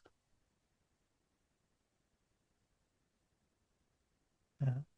So that because you have this childhood conditioning, and many children who've come to me have had that achiever type conditioning, or just the schooling system and the parental conditioning can get us into that mode of I have to succeed, I have to. You see? So here it is the opposite. Here, the more relaxed you are, the better it's. So you have to be just gently attentive. You don't have to force any understanding. You don't have to put yourself in any rat race. You are not going to win. The one who comes last is the winner.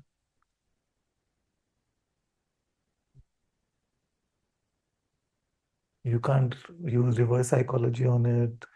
You can't use any tactics. You just have to relax. Because everything that will happen in the unrelaxed mode is not going to be productive for this.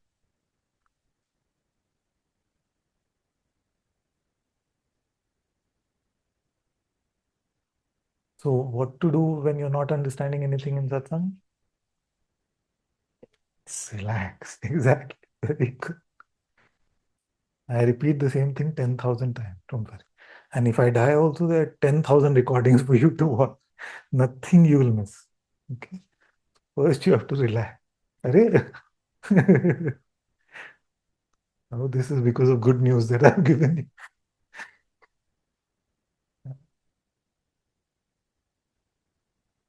Give us some water.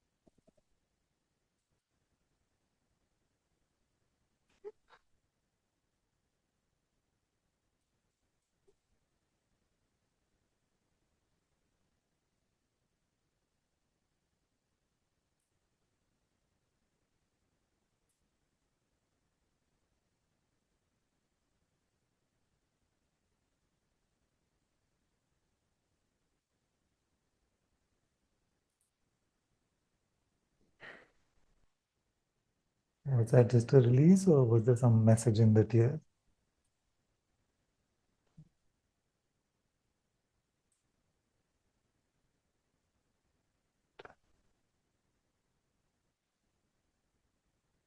I'm just trying to relieve all the pressure on you.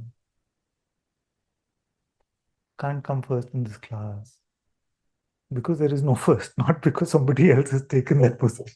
No? There is no first, there is nothing like that. There is no race. I'm in fact actively opposed to any of us as teachers who have marketed enlightenment as something to get. It's a lifelong project.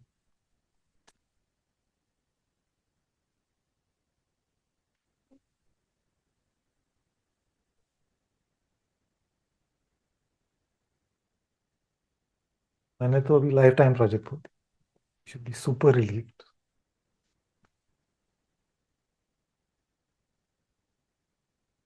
What is your mind's best case scenario? Like utopia for it, like best thing. आज मैं सत्संग में गई और immediately I found that I'm pure awareness itself. Like that.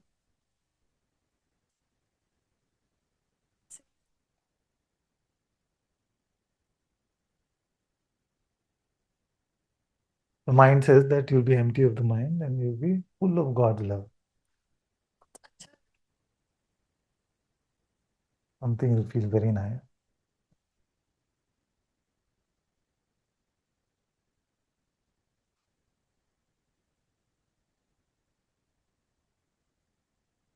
And if you had no way that you had to feel or think or be, how would that be?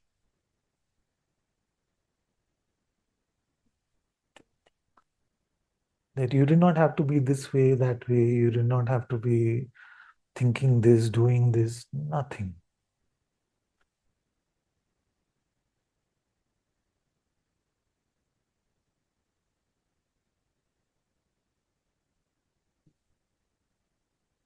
How would that be? Be good? Okay, you be like that.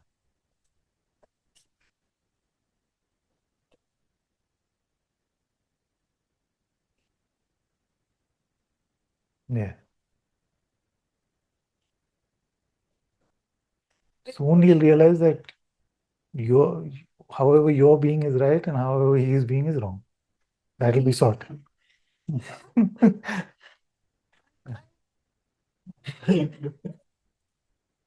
That's the way of nature. Don't try to change anything. Then what else? At work, because they pay us money, they expect us to be a certain way, and most of us are used to that anyway. Yeah.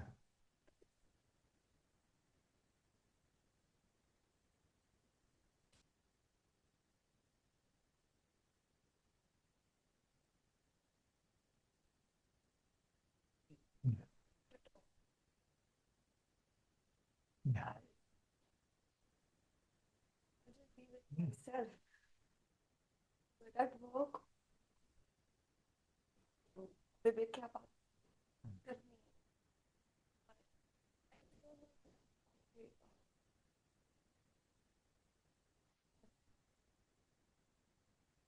Do you feel like anybody knows? Really? We just pose. I don't know. Honestly, I don't know. Mama will tell you, but I don't. In fact, I'll tell you something. You may not have heard it. Some of these kids have heard it before. After I started sharing of the first few satsangs, maybe for a couple of months, I felt it was very beautiful what was coming out. I was enjoying the words coming out of this mouth. Then after that, my mind started coming before every satsang and bullying me, saying, "You've run out of things to say. There's nothing more you can say now." You see, you don't know. So basically the same thing, no? Like what you're going to do, you don't know how to be. And then I realized it's true. I don't know what to say, but God is taking care of me. And God has made so many thousands of satsangs happen in so many years, and He's always taken care of it. You see? So suppose that we were all able to live our lives this way. We didn't have to know. You see, our feet just show up where they have to show up, and our mouth just speaks when something has to be spoken. Suppose this whole fallacy of having to put on these masks and conform to things in the world was just a fear from the mind, and you didn't have to do any of that. That'd be so cool. No? Then try living like that.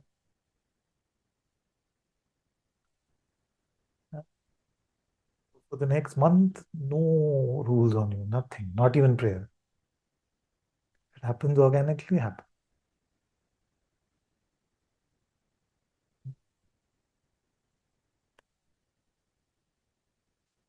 Don't have to conform to any idea of anything. Yes?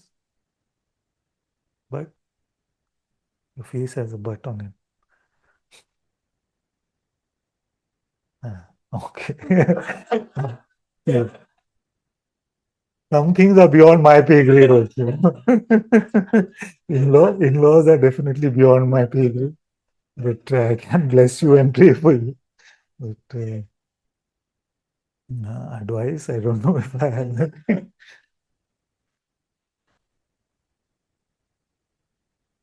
I would say try it. Even when they're there. Let's see what happens. We'll give you a place to stay. If you get thrown out or something.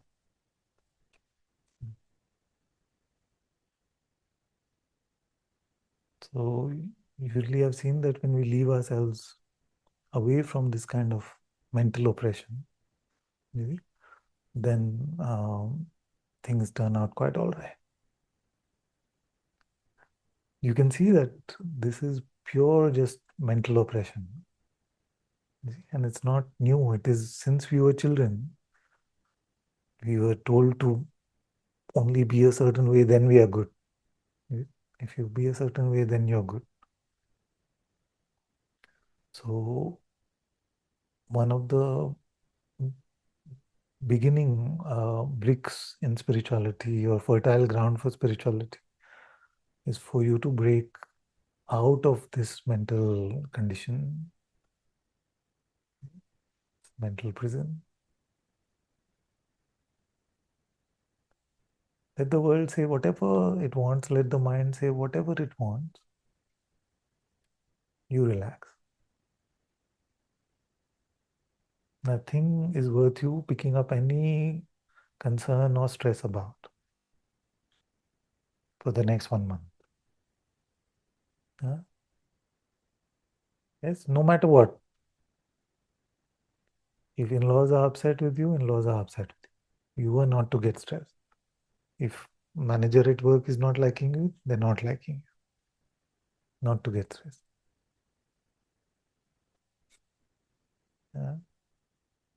Nothing. Prayer not happening, not happening. For you, there's special rule now. Just relax. Because itna stress mein you can't pray. First you have to.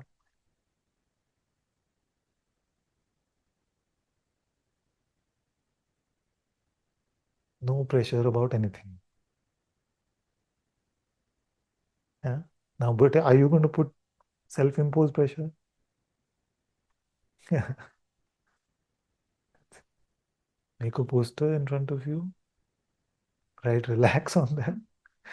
Nothing. Whatever happens, no judgment about yourself on anything at all. Not work, not marriage, not spirituality, nothing at all.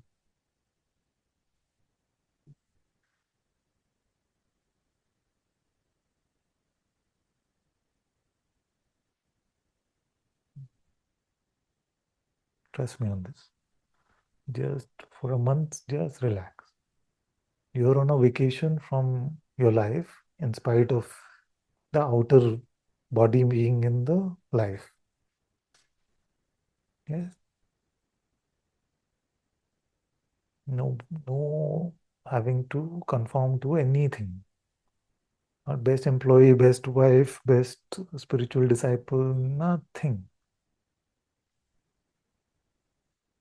If you do the worst, you'll be the best in my eyes. Yes?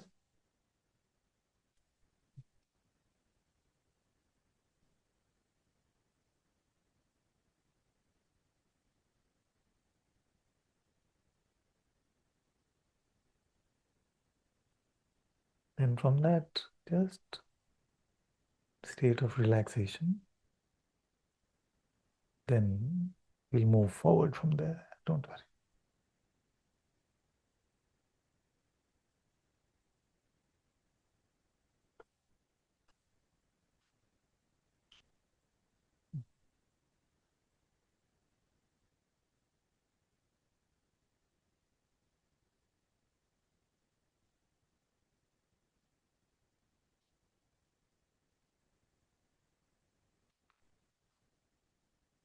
Okay, let's see.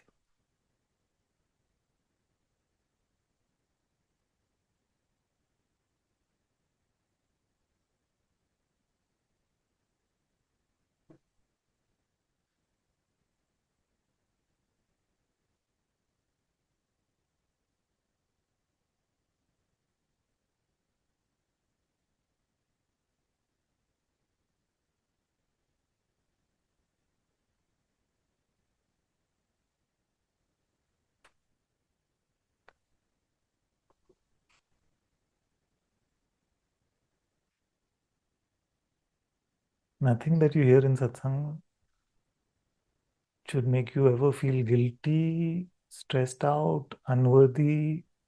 You see? And there are many things that are said which your mind can use to make this kind of outcome happen. But remember that this is a fundamental principle. Just throw away the pointer if it is making you feel guilty or unworthy or stressed out. There are more than enough pointers where pointers came from. Don't have to apply only that one. Yes.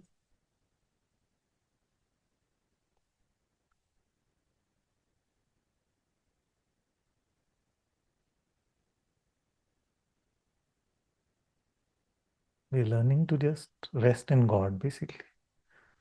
And we cannot rest in God in a stressed out state.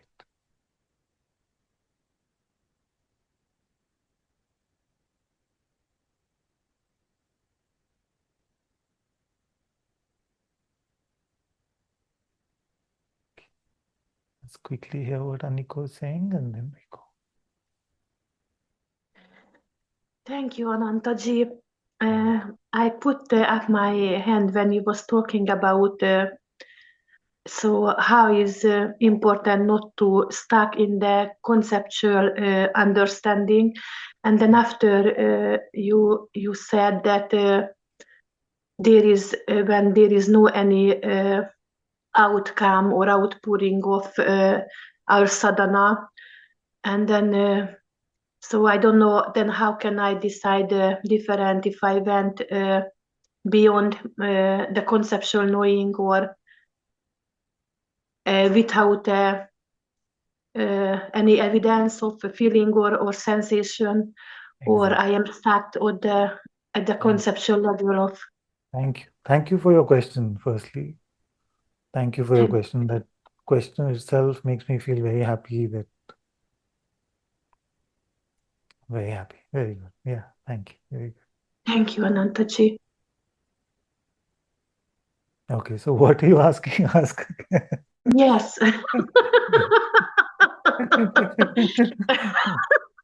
the answer was there in the question.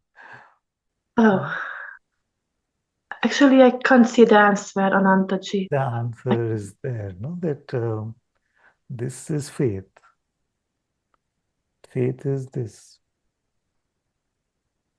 That there is no phenomenal evidence for my transformation, for my growth,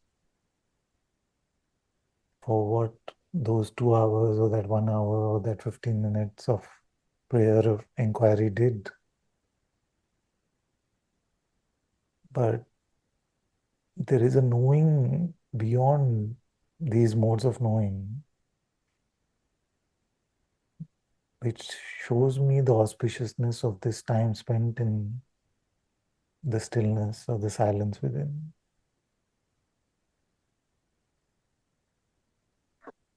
Now, this is not evidence for the mind or to the world, to our families, but this is enough evidence for us. And to rely on this heart evidence is faith.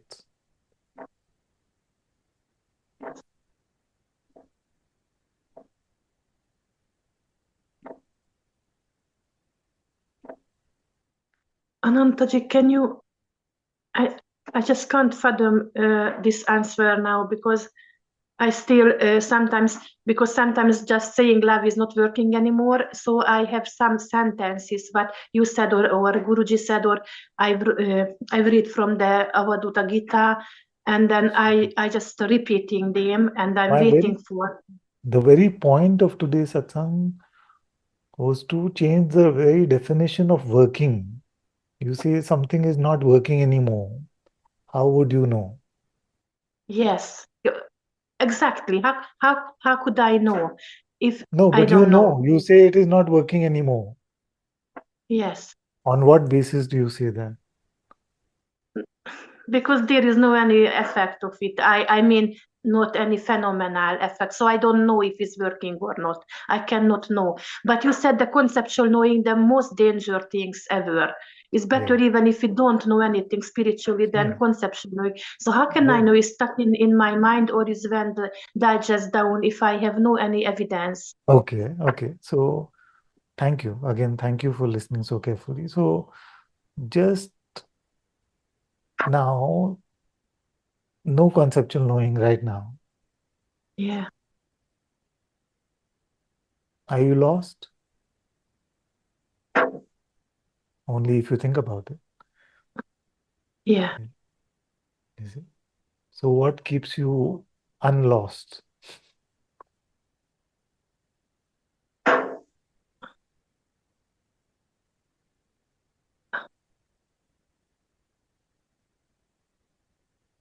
That's it. So stay in that where you don't know and yet you are not lost.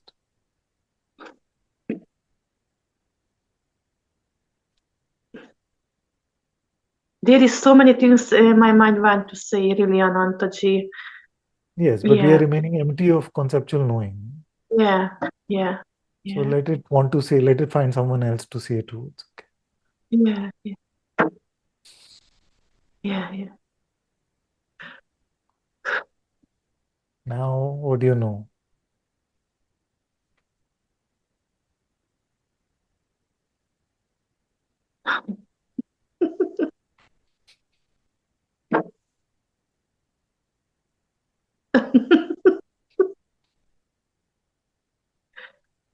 Uh, have you ever known the reason for why you're laughing?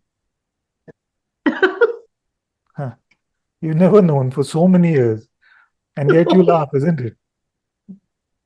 Then what's so bad in that? So we can live like that. Yes.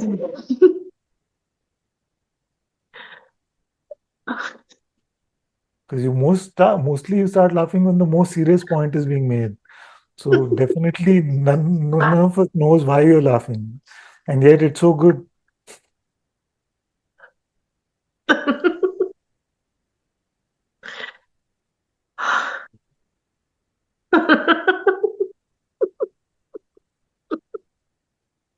Because that is what this is one of the ways in which when we let go of our conceptual mind, then our beingness feels a release and it expresses itself.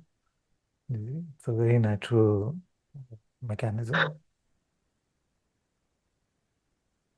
Just one moment of freedom from conceptual knowledge can make our being feel very free.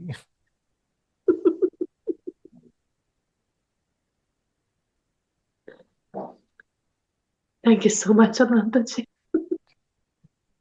Love you. We love you.